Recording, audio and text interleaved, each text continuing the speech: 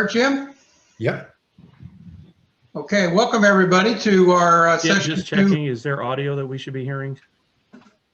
Can you hear us right now? I can hear Yes. You. I can hear you guys just fine. Yeah, we have the videos on silent.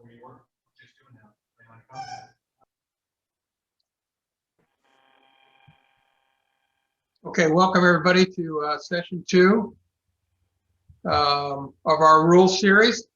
Tonight, Jim Rose is our instructor, just as he was last week. I'm Don Waddell, District 4 Umpire-in-Chief. Jim is the training coordinator for the district.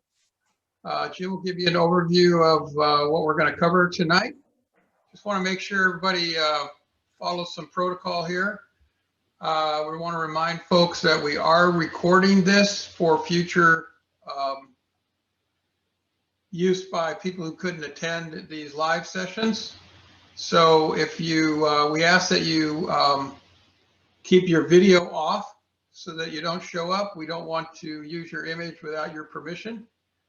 And we ask that you stay on mute so that Jim can handle the audio portion.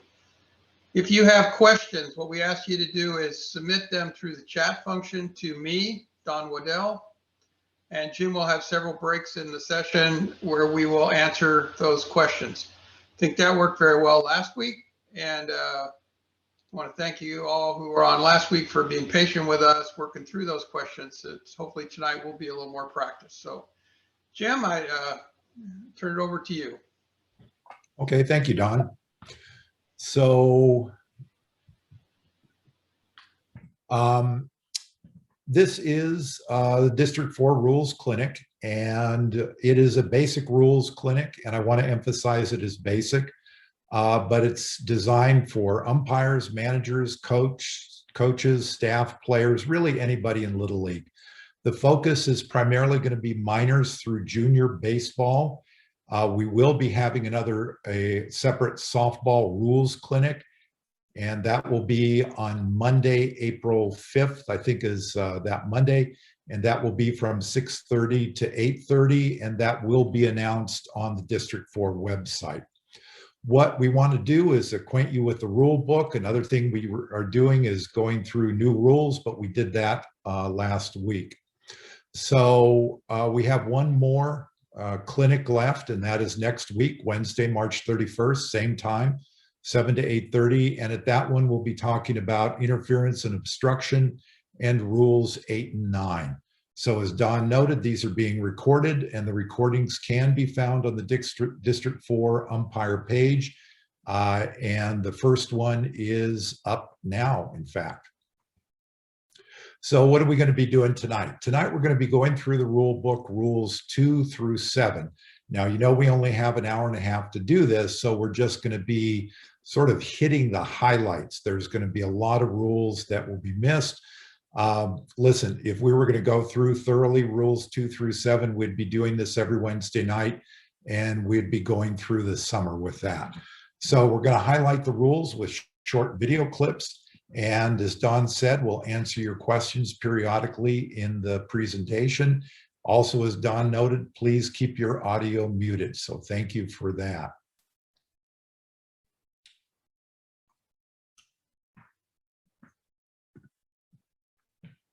We will have those question periods, and they will be one of the slides, and it'll just say questions. So if you do have a question, use the chat function, type in the question, and send it only to Don Waddell, and he will collect those. So if you remember last time, we went through new rules, we went through regulations, we went through Rule 1, and we had begun Rule 2. With Rule 2, we had talked about the playing field, fair, foul territory, dead ball area, strike zone, and strikes. So now the logical thing is to follow that with a ball, and this is where we left off last time. So what is a ball? Well, think of it this way. If it's not a strike, it's a ball. So a ball is a pitch that does not enter the strike zone and is not struck at. Pretty simple definition. Now, if a ball bounces before the plate and then bounces through the strike zone, It is a ball unless the batter strikes at it. And the batter has every right to strike at any ball, even if it's in the dirt. In addition, certain illegal pitches and illegal actions by the pitcher can also be called a ball. A foul tip. We talked about this as being one of the strikes. So what is a foul tip? A foul tip is a ball, a batted ball that goes sharp and direct. And I want to emphasize that sharp and direct. If the ball has an arch to it, then it's going to be a fly ball. There is a myth in baseball and softball that you can only have a fly ball if the ball goes higher than the batter's head. That's nowhere in the rule book. So when we're talking about foul tips, we're talking about balls that go sharp and direct and that first go to the catcher's hand or mitt. It must touch their hand or mitt first. If it touches their body, touches the catcher's helmet, it cannot be a foul tip, and then it must be legally caught. It's a live ball, and runners can advance at their own risk. So let's look at an example of a foul tip. So the ball is struck, it goes sharp and direct, first touches the catcher's glove and is caught. Well, is caught. Well, is caught. So I want you to watch this umpire coming out behind the plate. Good hustle. And here he is giving the signal for a foul tip, which is a non-verbal signal. Now, when is it not a foul tip? When does it become a foul ball?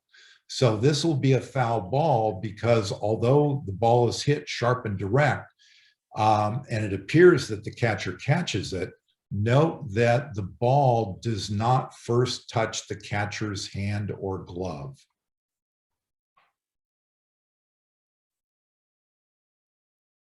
He tries to sell it.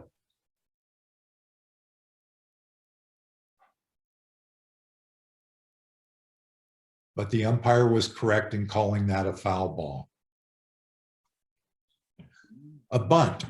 A bunt is a batted ball, not swung at, but intentionally met with the bat and tapped slowly. Now, for baseball, the mere holding of a bat it's not caught in the hand or the glove, then it's a foul ball. I think we have some. You didn't know that? It can't hit the bat or else it's a foul ball. Okay. Once it becomes the bat, it's considered a foul ball. Can you please mute? And if you have a question, please type that question into the chat area for Dawn, and I'll address it when we have questions. Thank you. So in baseball, the mere holding of a bat in the strike zone is not an attempted bunt. The player needs to offer the bat at the bunt or at the ball, meaning needs to lower the bat or lift it up or move it forward. In other words, intentionally try to meet the bat and the ball. So if a batter squares around and just simply holds the bat over the strike zone, that's not an attempted bunt. So what the umpire then needs to decide is, did the ball go through the strike zone? Then it will be a strike. And if it did not go through the strike zone, then it will be a ball. In T-ball, bunts are not permitted.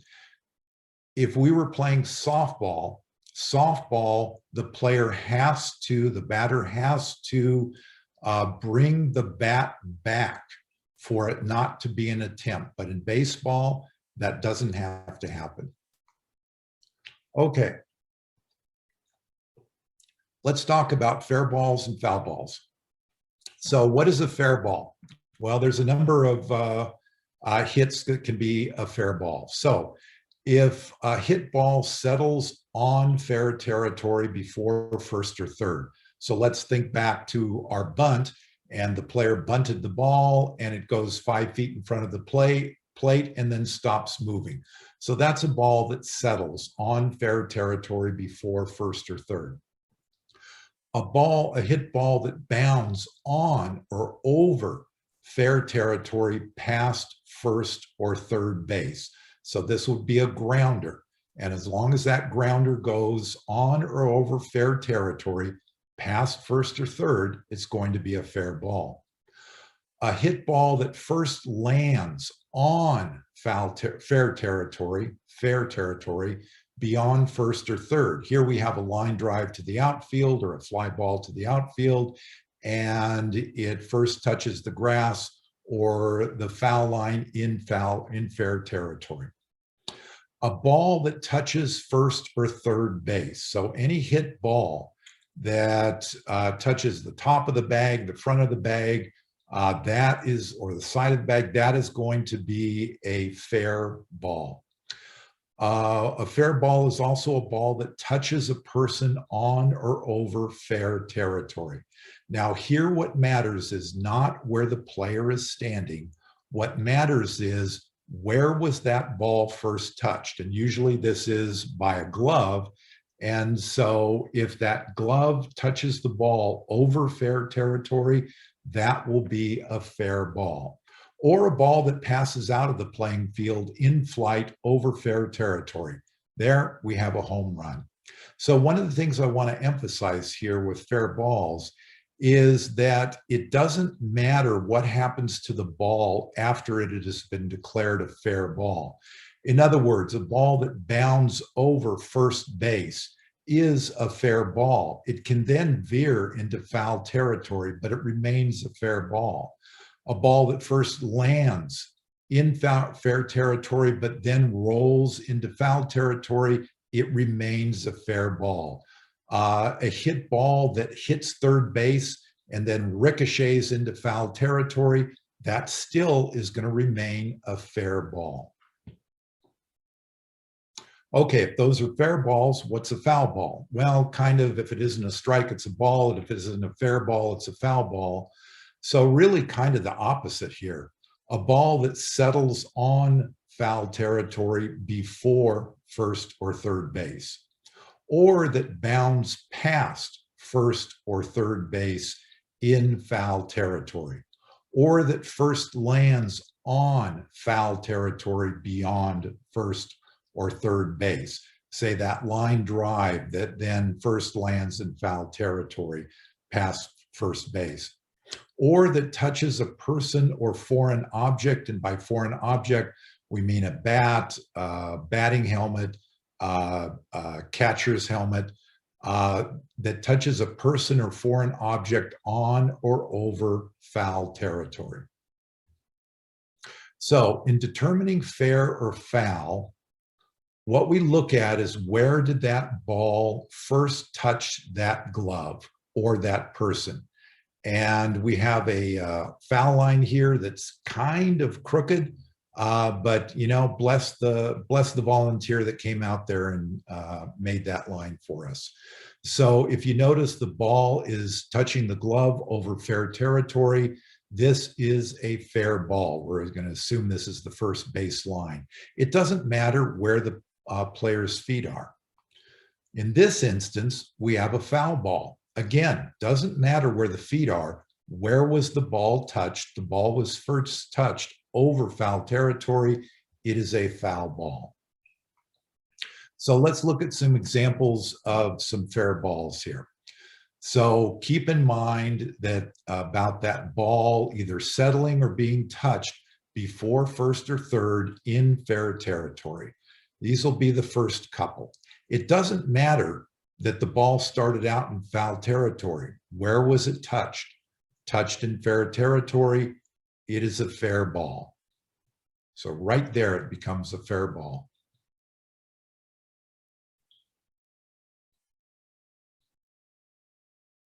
So be careful not to call too quickly fair and foul balls. So here we have examples of the ball hitting a base. One of the reasons why these umpires call these so quick. Once it hits the base, it's a fair ball. Now we have bounding balls past first or third. Doesn't matter where the ball first hit. Where was it when it bounded over or past first or third base.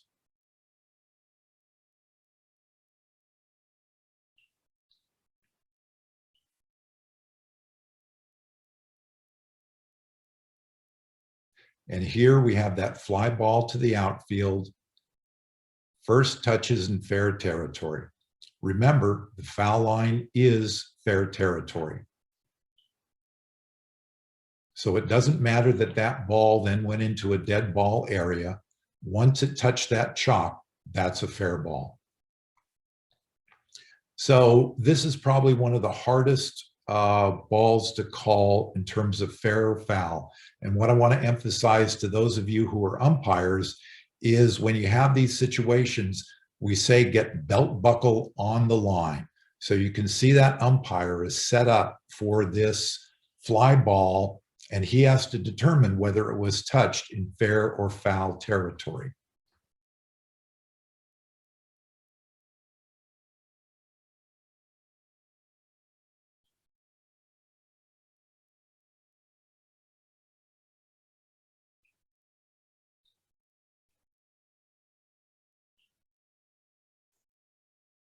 And why this matters so much more is the player drops the ball, didn't catch it. So now what we have here is, was it touched over fair territory? It's a fair ball. Was it touched over foul territory? It's a foul ball. So belt buckle on line. Okay, I've referred a couple times to a catch. So let's talk what a catch is. Catch is an act of a fielder of a ball in flight that's hit or thrown.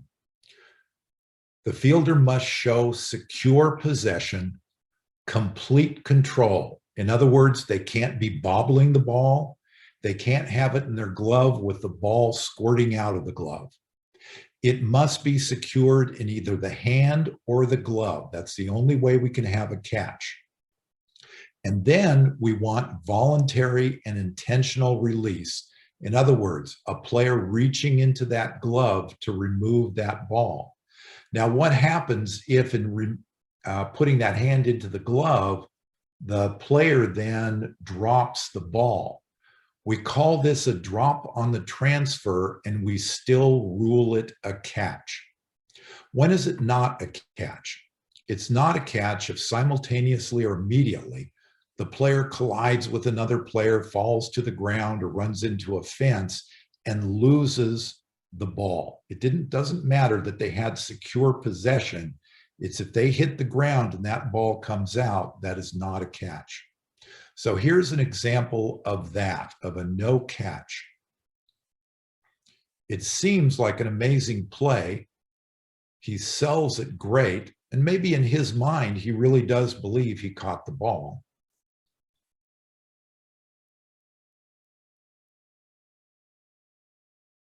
But you can see the ball squirting out right there and hitting the ground. And this last view shows it best.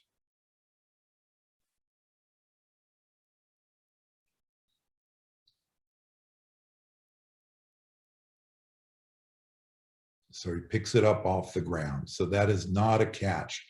We emphasize with umpires, watch the catch all the way through, especially if a player falls down, runs into another player, a fence.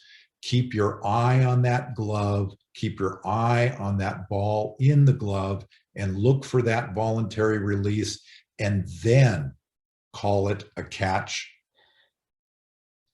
Okay, here we have a case where we have no voluntary release. Great attempt, but you can see he never really secured that ball.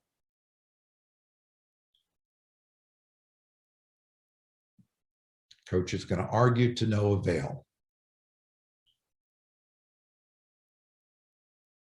So he doesn't have voluntary release. We don't see a reaching into that glove.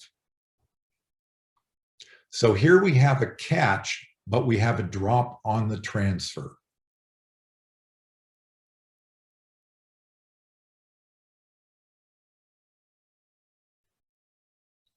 So we would rule that a catch. And one more example of this. What you're going to be watching is the first baseman. In this case, the umpire at home plate called it not a catch. But I would argue that this was actually a catch, and what we have is a drop on the transfer. So we'll see three different views of this.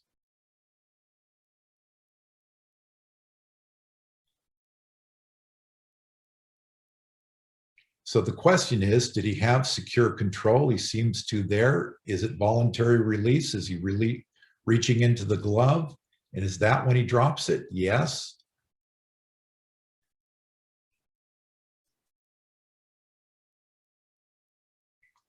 So if we look at these screenshots of this, we can see that he has in the first one, the ball is secure in his glove, the glove is closed. It's still closed in the second shot.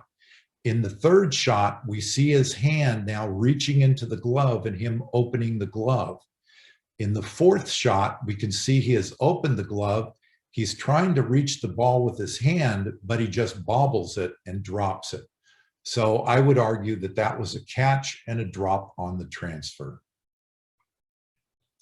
Okay, remember we're going through rule 2, so we're going through definitions. Here we have an infield fly. When do we have an infield fly situation? And in Little League, these can be an adventure. So we have an infield fly situation when we have less than 2 outs and we have runners at first and second or bases loaded. In other words, anytime we have fewer than 2 outs and we have runners at first and second, doesn't matter if we have a runner at third or not, we're going to have an infield fly situation. So it must be a fair fly ball. It can't be a foul ball. You'll see umpires, if the ball's on the line, will point up to the sky and go infield fly if fair. It cannot be a bunted ball. Even if that bunted ball goes 20 feet in the air, it cannot be an infield fly. It also can't be a line drive, even a soft line drive. So it must have elevation and arc. It needs to be caught with ordinary effort by a player who is stationed in the infield at the time of the pitch. What is ordinary effort? We don't look at the individual player and say, oh, this is the best shortstop in District 4, and ordinary effort for him is amazing. Or we don't look at the player and go, oh, this is somebody who cannot generally catch a ball. What we do is we look at the division and we assume what is the average ability of a player in that division. What is ordinary effort for that player? Now, can we factor in sun? No, we cannot, because a player can block the sun with their glove. Can we include wind? Yes, we can. If it's a very blustery day and any pop fly is just moving all over and it's an adventure to catch anything, we can factor that into ordinary effort. So if all of that happens, the batter is out. It doesn't matter if the ball is caught or not. So what we do as umpires, we point basically to the sky and we go infield fly, batter is out. So even before that ball comes down and is touched or hits the ground, we're declaring the batter out. Nothing changes that whether the ball is caught or not. The ball is live. Runners may advance at their own risk, and that's where all the chaos comes in Little League when there's an infield fly. If the fly is caught, the runners must tag to advance. So I talk about chaos in a Little League game, but even in the major leagues, they don't always understand the infield fly rule. So the situation here is we have bases loaded and we have 1 out.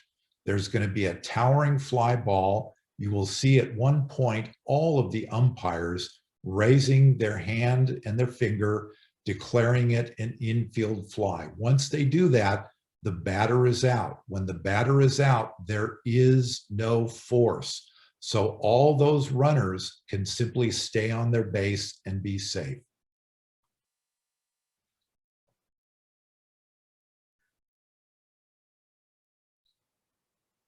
Umpires are beginning to call it.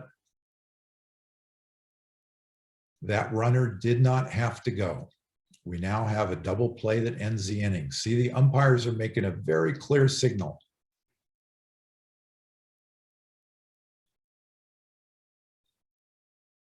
So now what we have is that third base coach going, oh my goodness, I'm going to have to explain the infield fly rule to a Major League Baseball player. Now, when not to call an infield fly. This is actually a junior college game in Alaska. And you have to have ordinary effort. So it's going to play twice. First time, I want you to watch the first baseman who has to run, and if they were to catch the ball, would have to catch it over their head. The second time, watch the second baseman and the amount of territory he has to travel.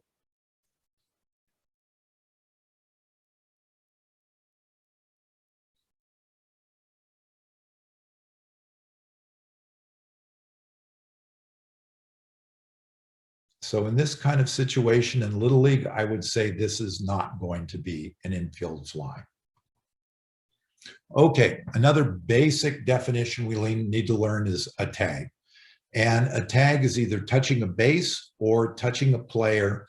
So when we touch a base, we can touch the base with any part of our body or the glove or the ball. We need to be holding the ball in either the hand or the glove, but if you want to touch that base with your forehead, that's all right. I would recommend you don't do that. Now, when we tag a runner, however, the touching of the runner has to be done with the ball, with the hand, with the ball, or in a glove that holds the ball. And we must maintain control of the ball throughout that tag. So when is it not a tag? If the ball is dislodged by the action of the fielder in touching the runner. In other words, they hit their glove on the runner and the ball goes flying out. That's not a tag. Or we tag the runner with our glove, but the ball is held in the other hand. That also is not a tag. So here we have what could have been a tag, but it's not because the ball was dislodged. So this is at third base.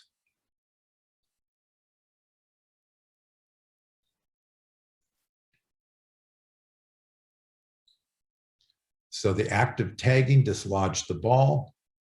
I want you to look at that umpire in a great position. He watched the play all the way through. The second the glove hit the runner, he does not make a call. He continues to watch. He sees that the ball is on the ground, and only then does he make his signal.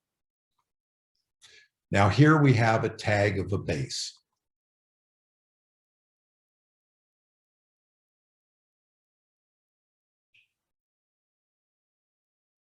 So he's going to bobble the ball, but he gains control in his hand and he tags the base with his glove, which is perfectly legal. This runner was declared safe. Why? I don't know, but upon replay, the runner was declared out because he tagged the base before the foot got to the base. Okay, this opens up our first question period. Don, do we have any questions? We do, Jim. Let me go back here. So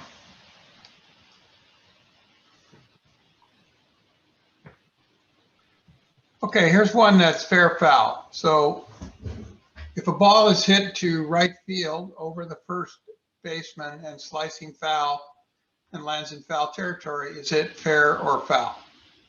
If it first touches in foul territory, it is foul. So a bounding ball, we just look to see, does it go over, or does it go over fair or foul territory, over first or third base?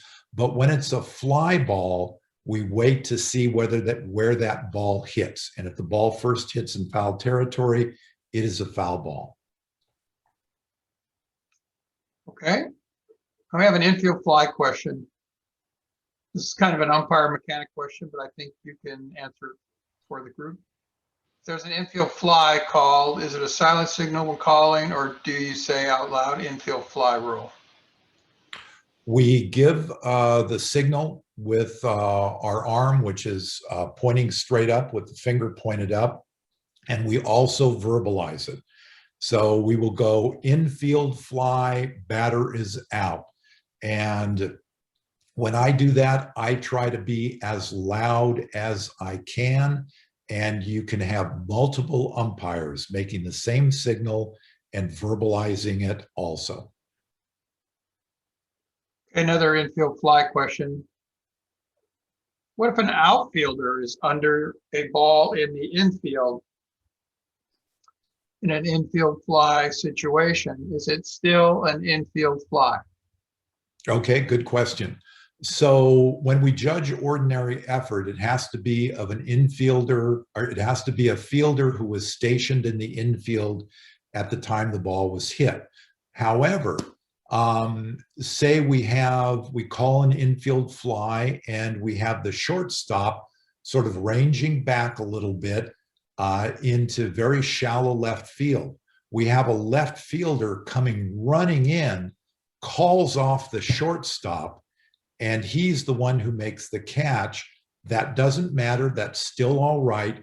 We judge the infield fly that an infielder, in this case the shortstop, could make it, and that's why we called it. So if an outfielder ends up catching the ball or touching it first, that's completely fine. And if you had a left fielder who was stationed in the infield at the time of the pitch, that outfielder would be considered an infielder for this rule. Okay, now we have one for a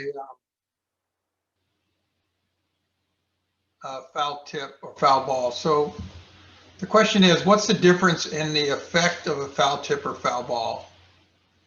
Okay. If there is none, why does it matter which one is called? Okay. So there's a few important points of why there's a distinction between the two. The first is if it's a foul ball, that's time. And so basically we have a dead ball. So play stops. When we have a foul tip, that's a live ball situation. And for example, if we have a foul ball, a runner can't steal a base. If we have a foul tip, a runner can steal a base. And also it comes down to strikes. If it's a foul ball on the first or second strike, we call it a strike. If it's a foul ball on the third strike, it's not a strike. However, a foul tip will always be a strike on the first, second, or third strike. Okay, got another infield fly question. It happens that the video example you had where the ball was hit over the first baseman's head and the first baseman turned around, went back, and the second baseman came running over. So you kind of implied that may not have been an infield fly, but what happens if the umpires actually made an infield fly call, but it really wasn't an infield fly? Now what? Yeah, you basically you have a situation you never want to get into. So know that there are times when the umpires may not call an infield fly when there actually is an infield fly. They lose track of the outs. They lose track of the situation. Can they retroactively call it? Yes, they can. They try to bring equity to the play. What happens if you have the opposite situation where you have umpires who call an infield fly? They're calling that infield fly because in their judgment, this was a ball that could be reasonably caught by an infielder. So that's their judgment, and that judgment can't be argued with. The problem is once you call that infield fly, you've called the batter out, and the runners aren't going to be advancing, and the batter runner is going to give up on the play. So what I would say to umpires, be very, very sure of this situation. And also, and I'm sure you'll be talking about it in our umpire clinics, mechanics clinics, Always signal with your partner when you have the possibility of an infield fly. We do that so that it gets in our head and we start thinking about it. Okay, we've got a couple more, Jim. So I know we got limited time on questions, but we'll get through these. So let's say a player actually catches a fly ball, then it drops out of the glove onto the player's body, but the ball never touches the ground. Is it still a catch? Yes, if that player then secures the ball in the hand or the glove. So one of the pictures I actually didn't show because we have limited time is a player with the ball stuck in his armpit. It's not a catch, but all he has to do is reach in, pull it out with his hand, and now we have a catch. Okay, so now we have two more. Can you review the rule, the tag rule, and help us understand again why on the video example you had where the fielder touched the second base with his glove and had his ball in his hand? Why was that a tag? Okay. So I guess the way I think about it is this, is that when you're tagging a base, as long as you have a ball in your hand or glove, sort of the power of that ball emanates through your entire body. So it doesn't matter what you touch that base with. You can touch it with an empty glove. You can touch it with the ball. You can touch it with your foot. This is a tag at first base. The grounder to the shortstop throws it to the first baseman, catches the ball with the foot on the bag. That's going to be a tag. When we tag a runner, however, now we limit it. Now that ball doesn't carry that same power throughout our body. Now we can only tag the runner with the glove holding the ball itself, or the hand holding the ball. Okay, I've got the last question. Reviewing your discussion about the bunt. So in baseball, if a batter squares to bunt but does not offer at the ball, they do not have to pull the bat back in order for it to be called a ball, correct? Correct. So if so, then how come in the pros, every batter pulls the bat back to their chest? In the zone. I'm not familiar with what the major league rule is on that, and I'm not going to go into what high school rule is, college rule, or major league. What matters for us here is what the little league rule is, and the player does not have to pull the bat back. They do in softball, but not in baseball. Okay, those are all the Rule 2 questions, Jim. Okay, thank you, Don.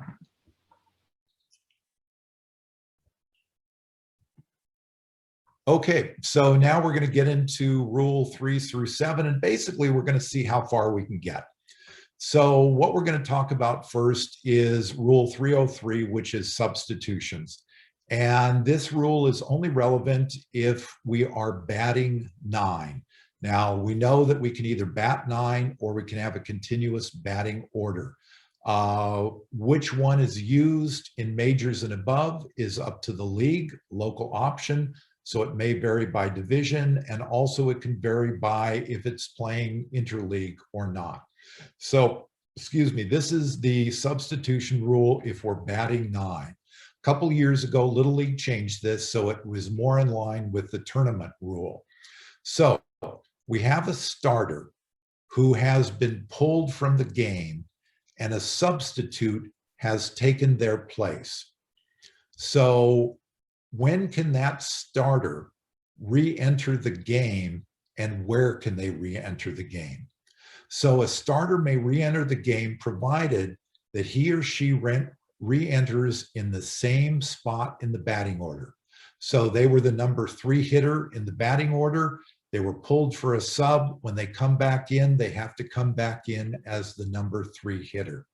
They can only re-enter the game after their sub has met mandatory play. And in this case, that means that the sub has batted once and played 6 consecutive defensive outs. Once mandatory play has been met by a starter and a sub, each may enter or re-enter the game as desired.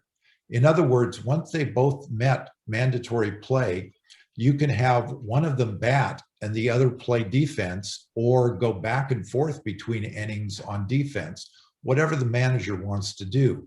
But that can only happen once they both met mandatory play. Also, although a sub cannot be taken out of the game before meeting mandatory play, a starter may be pulled prior to meeting mandatory play. So here we have a situation where in the top of the first inning, we have a player who bats, and at the bottom of the first inning, we bring in a substitute for that player.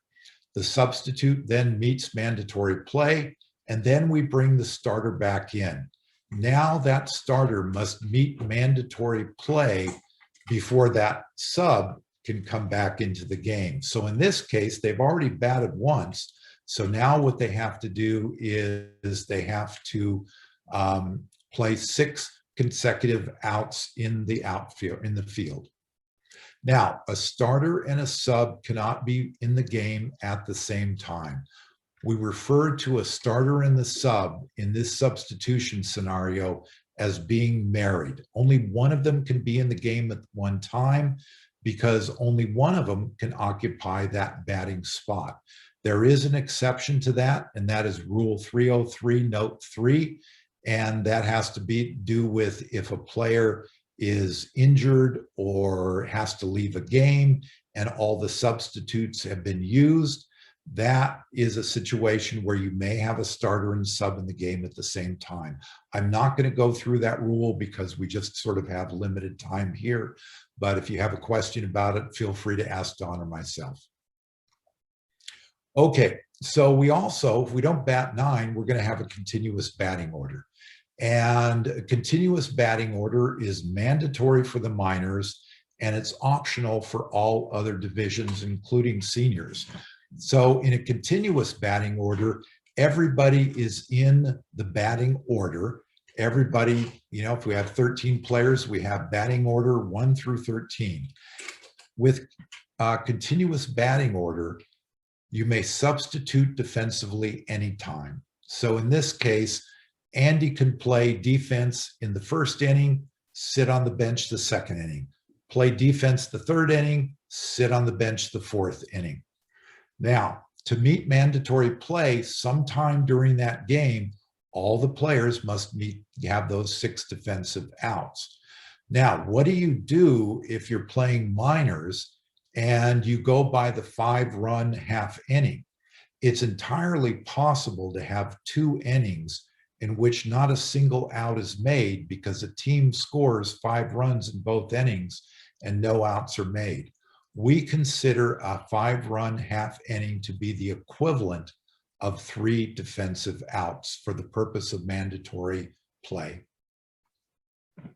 What do we do if with a continuous batting order, a player is injured or has to leave the game? We simply skip over that batting spot. It's not an out. There is no penalty. And if that player returns, they can return in the same spot in the batting lineup as they were at the beginning of the game. Late players who show up to the game late are added to the end of the lineup. Now, a couple points about this. When is a player late to a game? Once the manager hands to the umpire the lineup card, at that point, any player who arrives after that is considered late. A manager has discretion to either play that player or not play that player. If the player comes to the game in the bottom of the 6th inning and clearly will not meet mandatory play, maybe it's a good idea of that manager not to play that player. But what I would say is try to your best ability to get that player in. Don't penalize the kid for being late to a game. Generally, it's not the kid's fault. And I'm not even going to say it's the parents' fault. We have parents who are single parents, parents who are juggling jobs, and maybe have 3 kids, all of whom have a separate baseball, softball, soccer practice or game. So I would say although it's the manager's discretion, the kid shows up late, try to get them into the game. Okay, what do you do if you have an injured runner? Here it's recommended that they be replaced by the last out or the last out of the previous inning. I would strongly encourage all of you to look at your local rules and make sure your local rules have this in for continuous batting order, which way you're going to go. So the last thing you want to have to happen is at a game, one manager saying, oh, Andy should go out and run because he's the last out.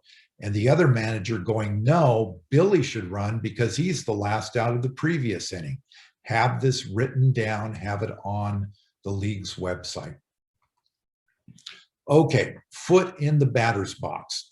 This is a local option during the regular season, but it does become mandatory when we hit tournament time. So it's up to the league whether to enforce this. It's up to interleague whether they want to enforce this or not. So what is it, the foot in the batter's box rule? It says that after entering the batter's box, a batter must remain in the box with at least 1 foot throughout the at-bat. Now, what does it mean to have at least 1 foot in the box? Remember, the lines of the batting box are part of the batting box, so all they have to do is have a toe touching that line, and they are in the batter's box. Now, there are all these exceptions that allow for a player to step out of the batter's box. What are those exceptions? Swing, slap, check swing, forced out of the box by an inside pitch. The batter attempts a drag bunt. A catcher doesn't catch a pitched ball. When a play has been attempted, in other words, a pickoff, or a player attempting to steal in a throwdown. When time has been called, when a pitcher leaves the dirt mound, and here we have a lot of times players who will leave the mound, walk halfway to home plate, take the catch there and walk back to the mound.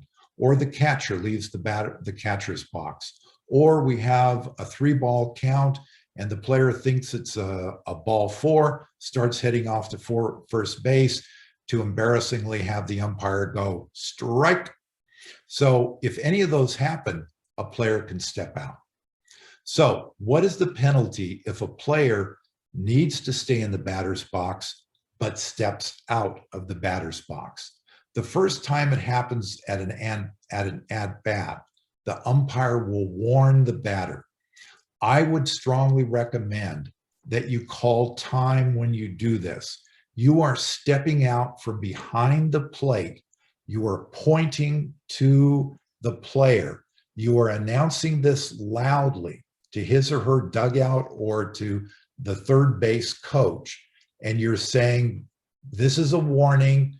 The player must keep 1 foot in the box. What you're doing is you're giving that warning, making sure everybody knows, and you're getting that base coach now to coach their own player, yelling at them to stay in the box. Why do I say that you should call time? Because when you step out, you start pointing and you start verbalizing, everybody's attention is going to go to you, and there's going to be confusion if somebody then tries to steal at that point. The second time it happens, after that warning, the umpire should call a strike on the batter and will do it again if the player does it again. In the majors, the ball is dead when we call that strike. In intermediate, juniors, seniors, the ball remains live. So if a strike is called for stepping out, we do not add a pitch to the pitch count. We're not going to penalize the defense for a rules violation by the offense. So I gave you a whole bunch of possibilities of when a player can step out. It's really hard to remember that and be thinking that as an umpire. So there's a much, much easier way to think about this rule. And the easy way to think about it is, when does a player have to stay in the box? Not when they can step out. So If a pitch is a called strike or ball, it doesn't force the batter out of the box. The catcher catches the ball. The pitcher stays at the mound, and no further play is made. There's no throw down to second, for example. Then the batter must stay in the box. This is an easy way to remember it as an umpire. So basically, as an umpire, I'm thinking, I just had a called ball or strike.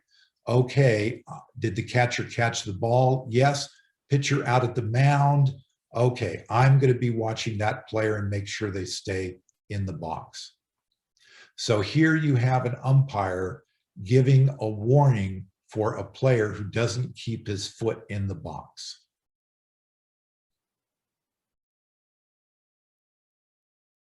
He steps out, umpire's looking at him. He remembers, he jumps back in, but the umpire calls time, points, saying it to the third base coach. Notice the catcher, the batter, the pitcher, everybody's attention is looking at that umpire. So this is a reason why for us to call time when we do this warning. Okay, going on with rules. If we have a thrown ball that accidentally touches a base coach or an umpire, we just play on. The ball is live. There are no penalties. What if a pitched ball accidentally touches an umpire? Well, that's going to happen throughout an entire game. The ball is live. Again, no penalties for that. Uncaught third strike. And notice I'm not putting here drop third strike. Get that out of your vocabulary. Always refer to it as uncaught third strike or third strike not caught. This is optional at the majors level. It's up to your league, but it's mandatory, intermediate, and above. So what's the uncaught third strike situation? If first base is unoccupied or there are two outs. First base is unoccupied or there are two outs. Unoccupied is determined at time of pitch. For those of you younger umpires, don't allow a coach to try to convince you that that player on first base was actually trying to steal second base and therefore first base was open. When the pitch was made, was there a runner at first or not? That's all that matters. The third strike, we also, for this situation, we have to have the third strike not legally caught. Remember when we talked about what is a catch? It's a ball in flight. So if that pitch hits the ground because it bounces out of the catcher's glove or it bounces first and that catcher cleanly fields it, it doesn't matter. That ball has touched the ground. It's not legally caught. We have an uncaught third strike situation. At that point, the batter becomes a runner. When does the batter forfeit the opportunity to run to first base? Only when they enter the dugout or a dead ball area. So let me give you a scenario here, which is totally legal. Uncaught third strike situation, player swings the ball, the catcher doesn't catch the ball, the batter's discouraged, doesn't realize he can run. He begins walking back to his third base dugout. He's just about to enter the dugout, but doesn't. Drops his bat and then runs across the field in front of the pitcher all the way to first base. That is legal. A base runner creates their own base path. There are some exceptions to that. We'll talk about that in a little bit, but that is perfectly legal. But once that batter steps foot in the dugout, then we will have an out. So we have chaos on these in Little League. This is a Pac-12 college baseball game. Bases are loaded and there are two outs. So with two outs, even though there's a runner at first, we have an uncaught third strike situation. The batter's going to swing and miss. The umpire for the collegiate level is going to make the signal for an uncaught third strike.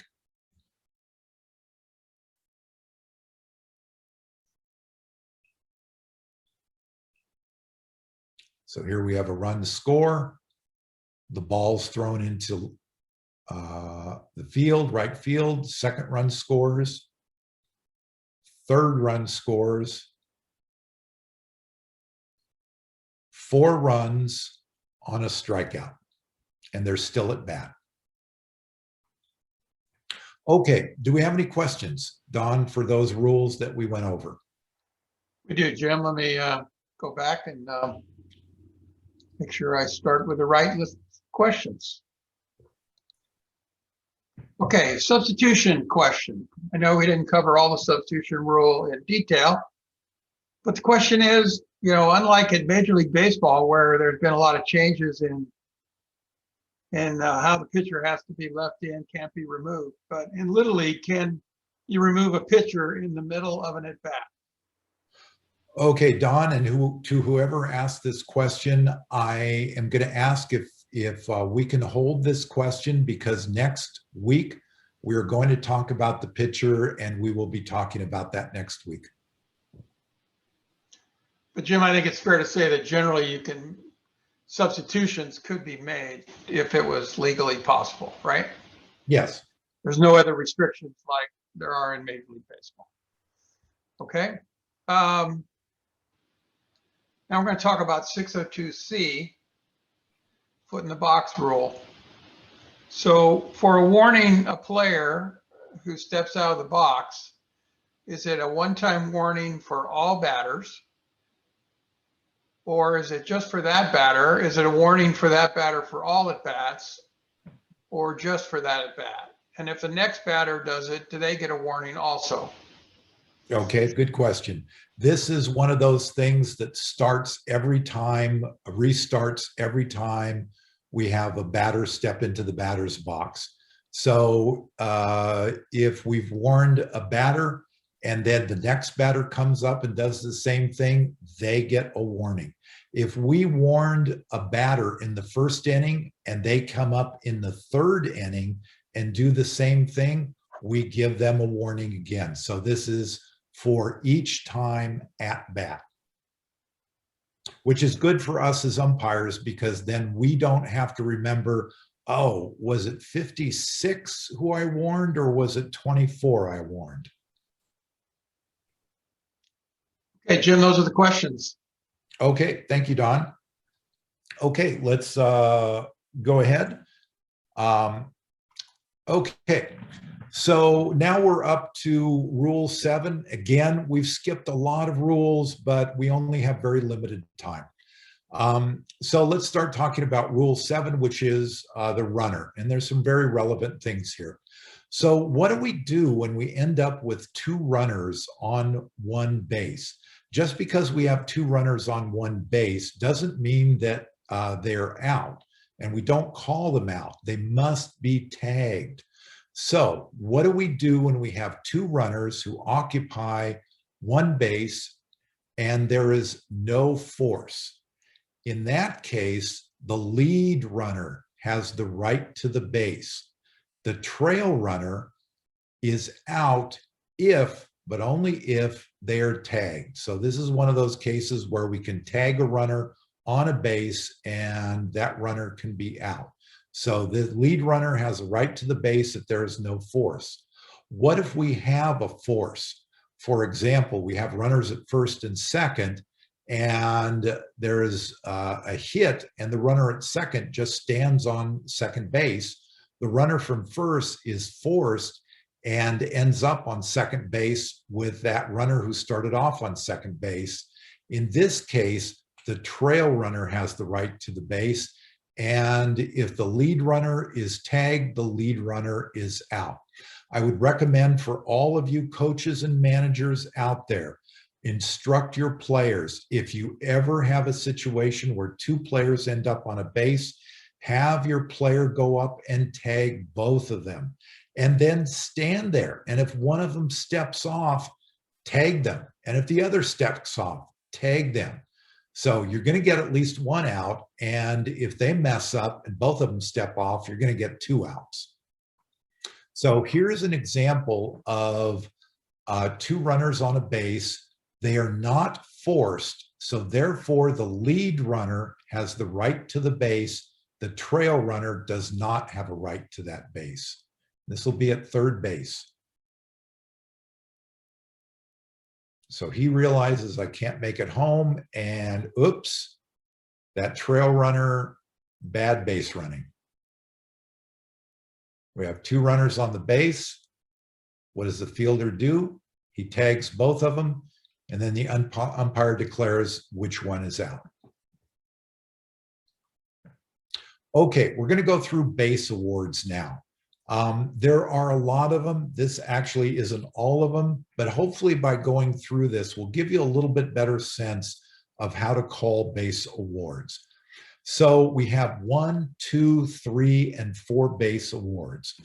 What are 4 base awards? Well, a 4 base award is a fair batted ball that leaves the field in flight. In other words, a home run.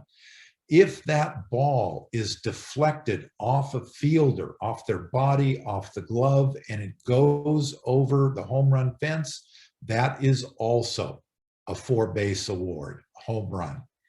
If a fair batted ball is prevented from leaving the field of play, in other words, we as an umpire think that ball is going to go over the fence, and a player throws, say, their glove, and it hits the ball, and it brings the ball down into the field of play, we grant that batter 4 bases. So 4 base awards can only happen on a batted ball and a ball that we think is going to leave the field in flight in fair territory or is deflected off a fielder. So here is probably the most famous example of that. This is Jose Canseco. Boink. The ball wasn't going to go out, but the ball deflects off his head, goes over the fence, and this is a 4 base award. This is a home run. If you should watch the video actually and listen to the sound, because the announcers cannot stop laughing throughout that play. Okay, what about 3 base awards? These are kind of rare, but actually there are situations that we can see in a little league game, especially in the lower levels. So a fair batted ball is deliberately touched with a cap or a mask or a part of a uniform that is detached. So in other words, say we have a fly ball and the player wants to show off and takes off his hat and catches the ball with his hat, that is a 3 base award. Or a fair batted ball is hit by thrown equipment, such as a glove. And here we'll see, especially, I've had it almost happen a number of times. A ball gets by a player and they take off their glove and they throw it at the ball. Just throwing the glove at the ball is not a base award. If that glove, however, contacts the ball, then we do have a base award. Something. Okay, so I want you to watch what the pitcher does. It isn't clear on this first one.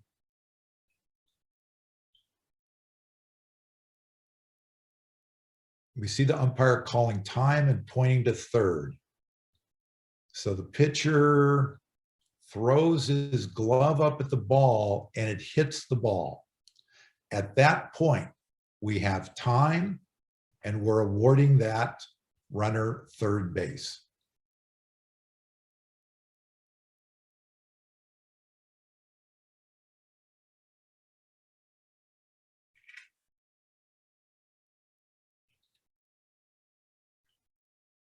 So remember, when do we have 3 base awards? We have 3 base awards when a player takes a glove or a hat, detached equipment, and deliberately touches a ball. Okay, 2 base awards. There's a lot of them. Don, are you seeing that green line through the screen? I am, Jim. Okay, I have no idea what happened there. I saw Dante's name come on it when it was drawn, so I just sent him a message seeing if he can delete it. I don't know how I got it there, but. Okay, thank you. Mhm. Okay, so 2 base awards. There's a lot of different ones. We have a fair batted ball that bounds over a boundary fence. In other words, what a lot of folks call a ground rule double, but what I want you to do is stop using that term because it's not in the rule book. It's not a ground rule. So a ball that bounces and bounces over the home run fence, that is a 2 base award. A fair batted ball that lodges in shrubbery or a fence or goes into a dead ball area, that is also a 2 base award. A thrown ball deliberately touched with a cap, mask, or part of the uniform. In other words, we have that same situation where a player tries to catch a ball with a cap, but this is a thrown ball, not a hit ball. If it's a hit ball, it's 3 bases, a thrown ball, 2 bases. A thrown ball that's hit with thrown equipment. And here we have that thrown ball that gets past the fielder and they throw their glove at it and it touches the ball.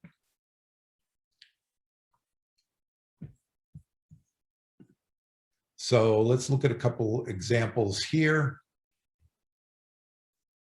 So we have a ball that first hits fair and then goes over into dead ball area. Here again, hits fair and then bounces into the out of play area. And also here. In all of these are 2 base awards. The batter runner will end up at second base. Here we have a ball that gets stuck under the fence, and we have fences in our leagues that this can happen. Here we have Wrigley Field with its famous ivy, and it eats up the ball. Notice the players holding up their arms. That's what you should instruct for coaches and managers, your player to do if this happens, so that the umpire can come out and judge it. We also have 2 base awards on a thrown ball that goes into a dead ball territory. Say a ball is hit out into right field, the right fielder throws the ball and it goes into the dugout. We give 2 bases from the time of throw and where were the runners when that throw was made. Unless, and here's the exception, unless it's the first throw by an infielder. So, excuse me, in this situation, it's at the time of pitch. So we have a batter hit a grounder to the shortstop throws to first, but the ball goes into the dugout. We judge by time of pitch. The batter runner was at home plate when the pitch happened, so therefore they will be awarded second base. If we had a player on first base, they will go to third base. But we also have an exception here. If that first throw by the infielder, if the batter runner and all base runners have advanced at least 1 base before the throw, then we have 2 bases from the time of throw, not from the time of pitch. This is something that actually does happen in Little League. And we've seen it. We've seen a ball just eat up a player and they're fumbling it around and they have to chase after it. The shortstop finally gets the ball. The runner's already past first. The runner from first has made it to second. And still that fielder feels they have to throw the ball and they throw the ball and it goes into the dugout. In this case, everybody had reached a base. So that batter runner will now, who has reached first, the time of throw, they had reached first, therefore they will go to third. The runner at first will score. Let's talk about some 1 base awards.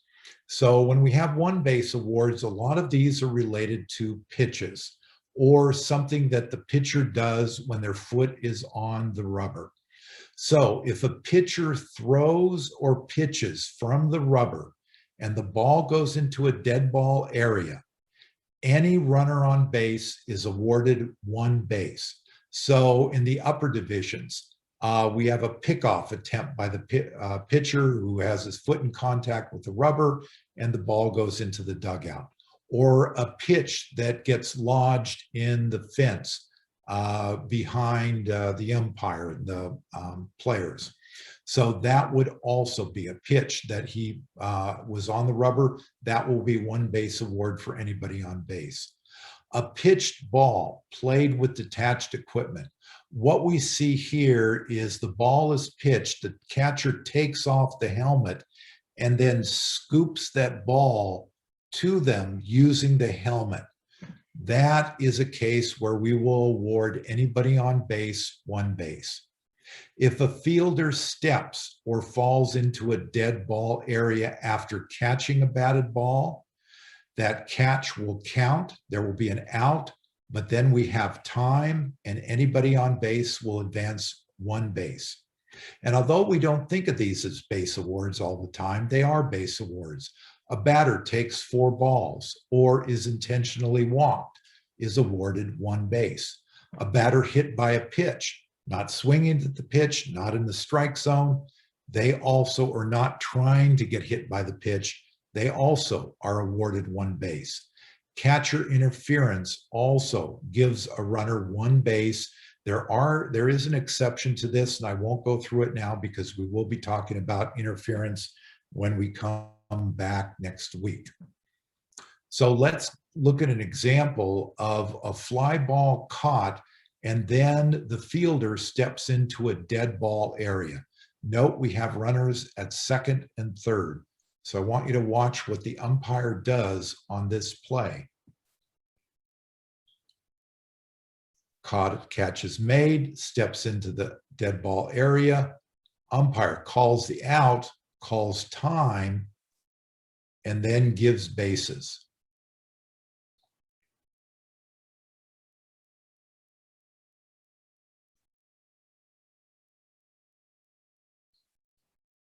He's calling it out for the catch.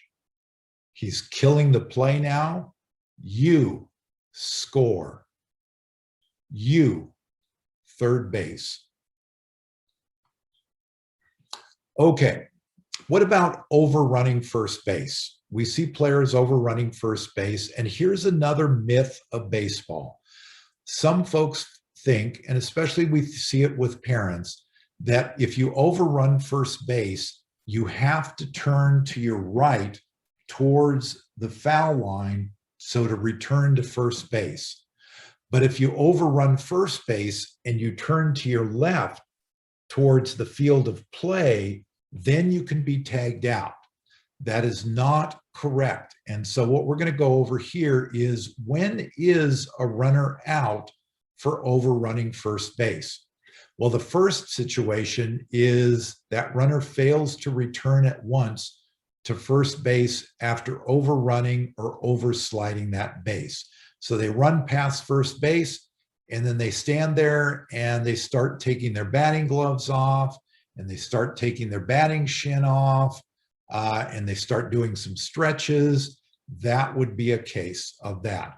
Or I actually had it once where a player overran first base and ran all the way down the foul line to the home run fence. A second way a runner is out is if they attempt to run to second and are a tag. So here, it doesn't matter if you turn left or right. What matters is, did you make an attempt to run to second? And making an attempt also includes a feint. In other words, that you jerked your body like you were going to go to second, but then you stop and you start walking back to first. You can be tagged out. If after overrunning or oversliding first base, the player heads to the dugout or to a position and fails to return to first base at once, this is also can be an out. This is an appeal play. The fielder can simply tag the runner or can tag the base and alert the umpire that they are making an appeal. Here is a situation where the runner is called safe, but for whatever reason, they think they are out. and they start walking back to the dugout. So let's look at an example of a runner who overruns first base. There's an overthrow at first base, and the runner makes an attempt at second, but then stops. Because that runner made an attempt to second base, they are in jeopardy of being put out. And in fact, she will be.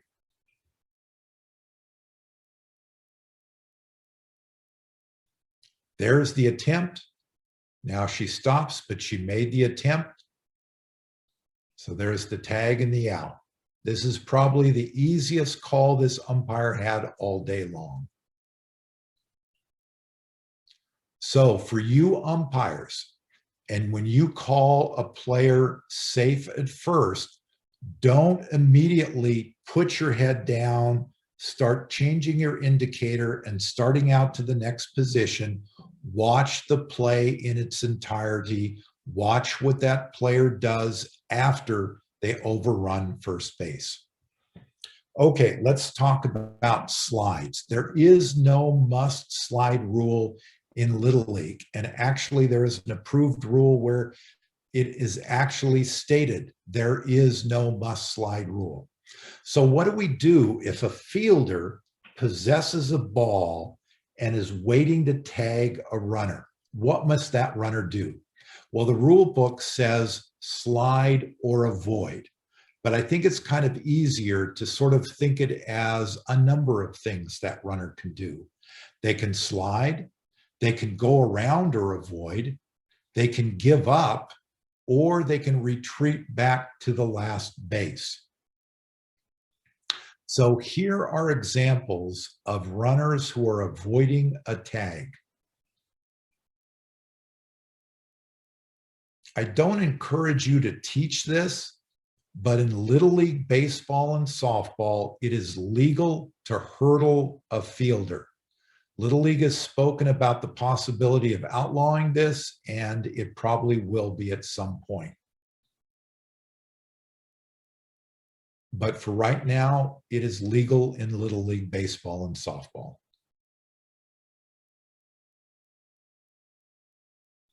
And here is avoiding by going around. She's got a big smile on her face, proud of herself. She should be.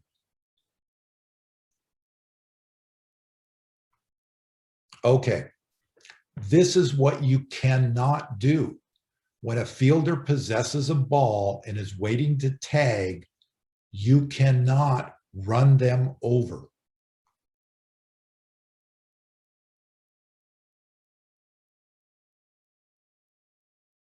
You must slide or avoid.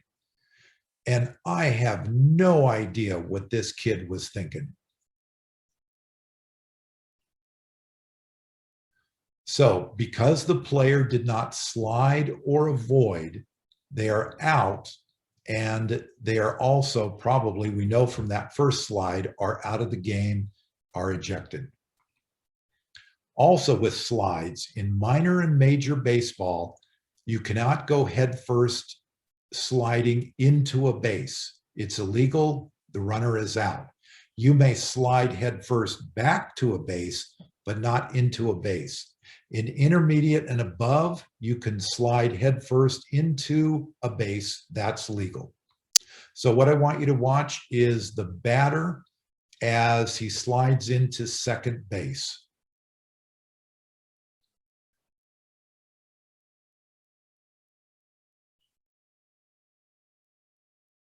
So this is a headfirst slide. What you'll notice is the umpire called him safe. Many times we as umpires in these situations become so focused on, did the tag occur first? Did the hand hit the bag first? That we fail to realize that there was a head first slide. In this case, the umpires huddled and they declared the runner out for a head first slide. Now, what the avoiding brings up is, what about out of the baseline? In other words, how far can a player go around a player who has a ball and is ready to tag them? So Here we have a situation where a baseline only begins when a tag play starts. So think of it this way. When a defensive player has the ball and is ready to start a tag play, freeze the action, freeze where that runner is. Now, with that runner, draw a straight line from that runner to the bag they're going to and to the base they came from. That now becomes the baseline. And the runner may only go 3 feet beyond that line. We call this a step and a reach. So we think of a fielder who takes a step with 1 foot and reaches to make the tag. That's generally 3 feet. If a player runs farther than that out of the way, they are declared out. So here's an example. It's also a good example of the chaos from an infield fly. So bases loaded, an infield fly is going to be called. You can see the umpires will be pointing to the sky. The infield fly is not caught. The runners didn't have to run, but that runner at second base somehow believes that he has to run because that ball was not caught. So what I want you to look at is him avoiding the tag. So watch the runner at second base.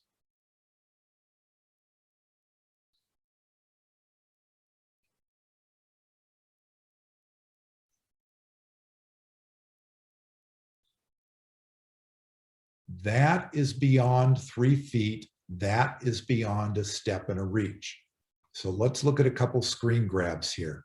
Here we can say the fielder is beginning to make the tag play. Watch where the runner is. Draw a straight line now to third base. That runner cannot go farther than 3 feet from that. Now look at the second slide. Clearly, they've gone beyond that 3 feet. What I'd also like to point out is this. In this play, he was not called out. I also want you to note, for those of you who are umpires, and you got to be really conscious of what you do with your hands. Look at the first screen and look at that umpire at third base. For some reason, he puts up both hands. What does that mean? It can only mean one thing. It can mean time. He is killing that play. He realizes he shouldn't, and all of a sudden he puts that one arm down. So if I were a coach for the defensive team, I would come out to that umpire and I would ask them, wasn't that runner out of the baseline? And if that umpire said no, I would get them to ask for help. And then if that failed, I would then say, shouldn't that runner be put back at second base because you called timeout in the middle of this play? Okay, what do we do if there's a dislodged base? And this is, say, a player slides into second base, and because we have bases that with impact become dislodged, it's a safety issue, and it has to be for all levels of Little League. The bases must be able to become dislodged. What happens if that base goes flying 6 feet away? If a player slides in and the base becomes dislodged, no play can be made on that runner if that base was reached safely. So you can't then start tagging the runner if, for example, they think they need to go to the base itself. No further play can be made on that runner. What if you have following runners? They may use either the dislodged base or the original location of the base, so where the peg was. They have a choice of which one they want to use. Okay, this was actually the last thing I wanted to go through, but we only have 5 minutes left. So this is our question and answer period and wrap up period. So I will save this for next time. So Don, do we have questions? We do, Jim.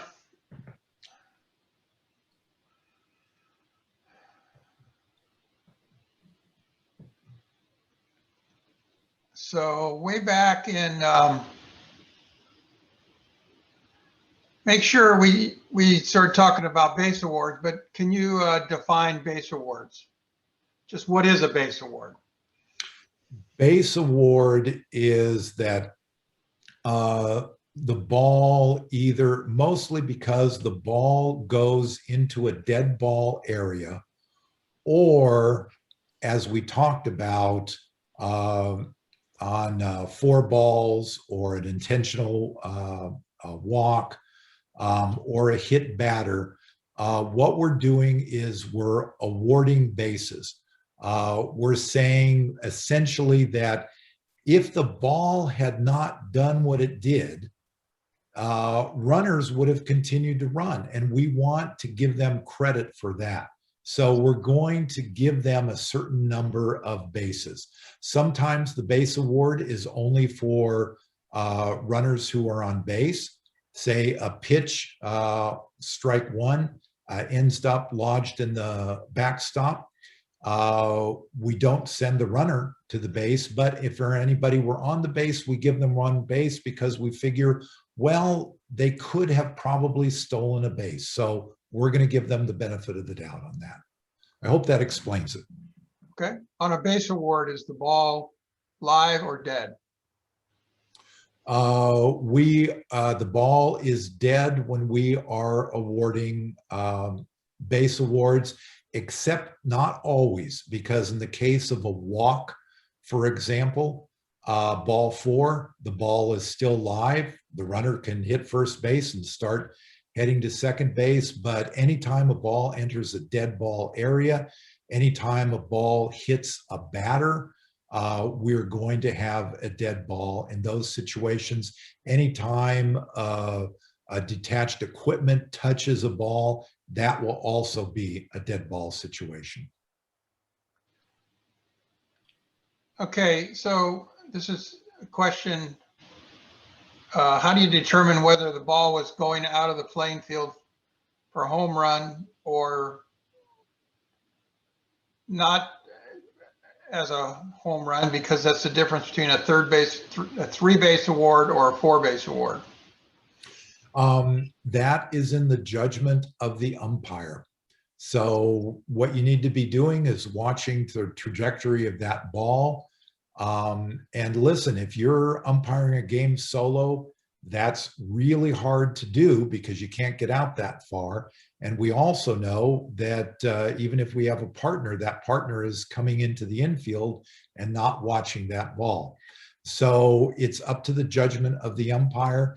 I would assume that at the mechanics clinic, you're going to talk about home plate umpires getting an angle so that they can see better the trajectory of a ball, especially in those situations. And you know what? Umpire, do your best job. Okay, so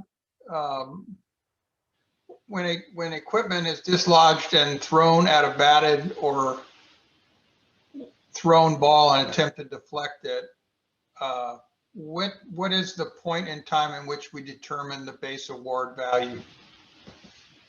That would be at the point when the detached equipment touches that ball on a throw. On a hit ball, that is going to be time of pitch. I could be wrong on that. If you have another opinion, go right ahead. I think that's a good answer. Okay, so now we have a question regarding 2 runners occupying the same base. So in your video, we showed that the trail runner was acquiring third base while the lead runner had still been in possession of third base with his foot on the base. So what happens if, as the trail runner is coming into the base, the lead runner goes off of the base and then returns to the base? Who has legal possession of that base, and which runner is subject to be put out? In that situation, that lead runner still has the right to that base. They have a right to decide to, head off to the next base or not. And actually, if you watch that play, the lead runner rounded third base, started to home, and went back to third base. So it's still that lead runner has the right to the base. If both are tagged, the trail runner is out. Okay, now we have a couple quick questions related to the runner acquiring first base, the batter runner acquiring first base. For the batter runner that fails to return at once to a base, is this an automatic out, or does the player have to be tagged? How's that determined? If they're abandoning, okay, you can help me out on this one, Dawn. The rule is actually written, like many of the rules, very unclear. So the first situation is simply states that a runner is out if they overrun and do not return immediately. The second one states that if a runner makes an attempt at the next base, they can be tagged. The third situation is that if a runner abandons and heads back to the dugout or starts heading out into the field, that's an appeal play. So for the first play, the umpire can call that runner out. So in my situation where the runner went all the way to the home run fence, it was a minors game, regular season. I didn't call it, but I could have called him out. I think those are good, Jim. What about a batter runner that acquires first base, runs past first base, makes no attempt to go to second, stops, and starts to remove protective gear like a batting glove or, you know, an arm guard? Are they subject to be put out? No, there we have to determine what's immediate. And that's what the rule states, immediate. And that's really up to the judgment of the umpire. You know, if they're, you know, standing there and removing equipment and it's taking them a while to do it, then yeah, that's taking too long. That's why when we talk about softball, if a runner does that and doesn't immediately return, we just call time and call that runner out. Okay, we have probably we have two more questions. So quickly here, we have probably the most difficult question that we get asked in Little League. Uh-oh. The catcher is completely blocking the plate. Is any contact at all allowed? Or must they, under all circumstances, go around the catcher? Okay, it's gonna, one of the things that's gonna matter is, does the catcher possess the ball? We will talk later about, next week, about obstruction where the catcher doesn't have the ball. But for the purposes of what we went through here, if the catcher possesses the ball and are in front of that plate, the runner may slide and make contact with that catcher. That is legal. What I'm looking for there is that the player doesn't at the last second do some kind of jump slide and with their cleats, you know, be hitting that catcher in the chest. That's the kind of stuff I'm going to be looking for. And Jim, I think it's fair to say in that circumstance that the rule is clear that they need to take action that would avoid direct contact with the catcher, right? So if they had the ball.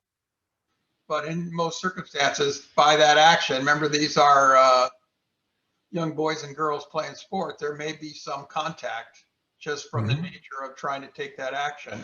And that by rule may not necessarily be illegal. Just part of playing, making the play of going around or sliding. So right. So when the rule says to avoid, it doesn't say that you have to successfully avoid completely. Okay. So here's the last one for tonight. The lead runner is running and purposely dislodges the base. Let's just make a situation that they grab the base and they start running with it. This makes for an easier target for the following runner to be able to hit. What do we do? We start laughing for one thing. I'm going to call immediate time, and I'm going to call that runner out. And I'm going to put the base runner or the batter runner back at first base. Yeah, Jim, in fairness, I added to that question, but that's really the question. If a runner kind of purposely dislodges the base Yeah. to confuse the fielder or whatever, for whatever purpose, then what do we do with following runners? I think that's a good thing. We're going to call that, it's some sort of illegal intent act, unsportsmanlike act, and we're going to call some interference or whatever. So, yeah, good answer.